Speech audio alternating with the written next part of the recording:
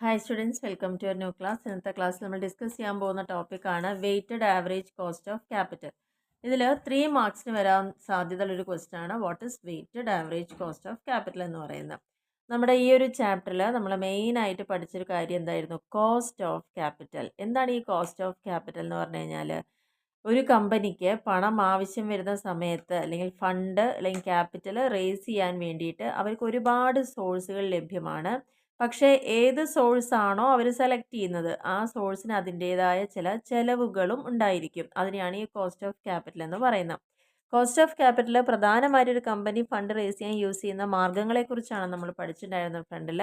അതിലാദ്യം തന്നെ cost of ഡെപ്റ്റ്, അതായത് debenture issue ചെയ്തുകൊണ്ട് അവർക്ക് ഫണ്ട് റേസ് ചെയ്യാം.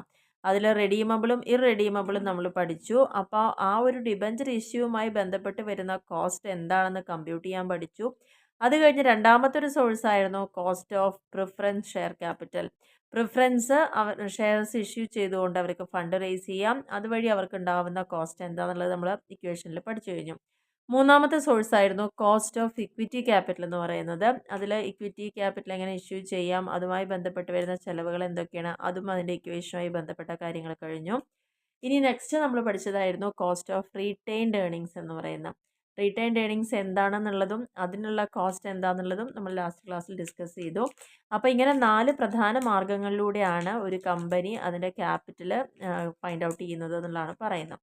ഇനി നമുക്ക് ഇവിടെ പഠിക്കാനുള്ളത് weighted average cost of capital ആണ്. Weighted average cost of capital. അപ്പോൾ ഈ പറഞ്ഞിരിക്കുന്ന 4 മാർഗ്ഗങ്ങളും ചിലപ്പോൾ കമ്പനിയിൽ ഏതെങ്കിലും ഒരു മാർഗ്ഗം മാത്രം ഉപയോഗിച്ചുകൊണ്ട് അവർക്ക് ഫണ്ട് റേസ് ചെയ്യാം, അല്ലെങ്കിൽ ഈ പറഞ്ഞ 2ഓ 3ഓ കാര്യങ്ങൾ ഉപയോഗിച്ചുകൊണ്ട് ഫണ്ട് റേസ് ചെയ്യാം.